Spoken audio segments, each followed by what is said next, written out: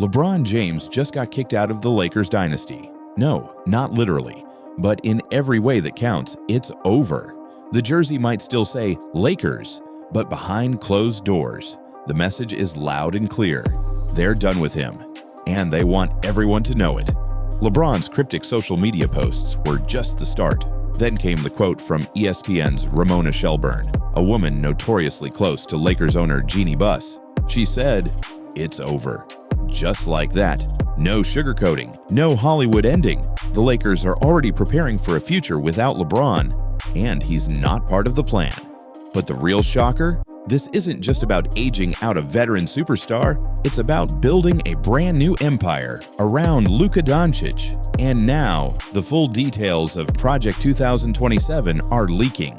It's cold, calculated, and LeBron is furious. Let's break down exactly how the most powerful player in the NBA just lost control of the Lakers. It all started with a comment. Simple, subtle, but savage.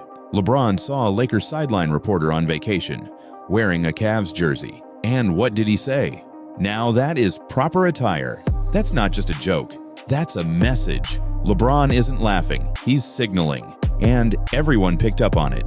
This wasn't just about Cleveland nostalgia. It was about disapproval, a public dig, at the very team he still plays for. Then Rich Paul, LeBron's longtime agent and power broker, added gasoline to the fire. He put out a statement. Oh, he's not happy.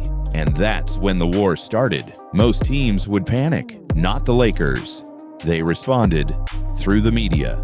And when Ramona Shelburne talks team sources, she's talking about Jeanie Buss herself. In her article, she didn't hold back. The headline moment? If LeBron wanted a Hollywood ending in LA, spring 2026 is the release date. Let that sink in.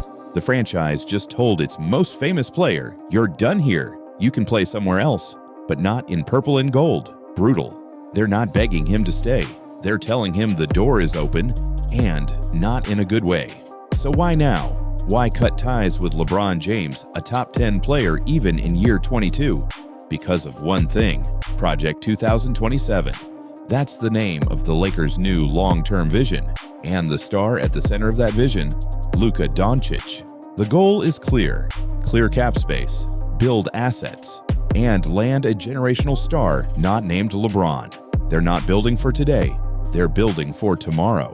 They let Dorian Finney-Smith walk for nothing, refused to match a long-term offer, signed players like DeAndre Ayton and Jackson Ace to short-term expiring deals. Everything expires in 2027 because that's when the window opens for the next superstar era. And here's the thing, LeBron wasn't just excluded from the plan, he was actively kept in the dark. After the Lakers' first-round playoff exit, Rob Pelinka held a secret dinner at a fancy restaurant. Big binder, paparazzi notified ahead of time. Sitting at the table, Luka Dončić, JJ Redick, Pelinka, and Luka's agent. No LeBron, no Rich Paul. And then came the sale. The Buss family sold the Lakers to the Guggenheim Group for $10 billion. A historic moment. And who got the heads up? Luka, not LeBron. Petty? Maybe, but it sends a message. We're moving on without you. LeBron's played the game long enough. He's used to media spin. He's used to management politics. But this time, it's personal. Because it's not just about being left out. It's about being disrespected on the court. He was second-team All-NBA last year. Top 6 in MVP voting. Still dropping 28-8-7. You strip the name off the jersey. And statistically, he's still elite. So why would the Lakers treat him like a washed-up has-been? Because they're not trying to win now. They're trying to win later. LeBron doesn't care about 2027. He wants to win in 2025, 2026, now. But LA is not budging. So what's LeBron even asking for? It's not like there's an obvious blockbuster trade sitting on the table. He's not begging for Kyrie again, not pushing for Kevin Durant. Apparently, the name floating around is Andrew Wiggins. Maybe Jonathan Kuminga. Seriously? You can almost hear Pelinka laughing. That's not a championship move. That's a desperation move. And LeBron knows it, which makes this even more frustrating for him. He's still playing like a top-tier star, but there's no win-now upgrade in sight. And the Lakers clearly don't care. So why are the Lakers so obsessed with 2027? Two names. The first, Giannis Antetokounmpo, the Greek freak. He can be a free agent in 2027, but LA wants to strike before that. Next offseason. That's why they're not spending picks now. They want flexibility for a massive trade. Here's what that offer could look like. 3 first-round picks, 2026, 2031, 2033. 3 pick swaps, 2028, 2031, 2032. Plus players like Rui Hachimura, Jared Vanderbilt, maybe even Austin Reeves. It's a monster package, one of the biggest in NBA history. But it all hinges on one thing. Does Giannis want to be in LA? Giannis was asked about LA during a stream with iShowSpeed, and his answer, "Oh no, short, sharp, cold." But then he smiled, he laughed, and added, "Probably, I don't know, we'll see." So what does that mean? Is he trolling? Being honest? Both? The truth is, nobody knows, but the Lakers are betting big. And if they miss, well, there's another name. Enter Nikola Jokic, the Joker. Now this one seems crazy. Jokic is a Denver lifer, right? A one franchise guy. Except, did you hear what the Nuggets owner just said? 3 pick swaps, 2028, 2031, 2032. Plus players like Rui Hachimura, Jared Vanderbilt, maybe even Austin Reeves. It's a monster package, one of the biggest in NBA history. But it all hinges on one thing.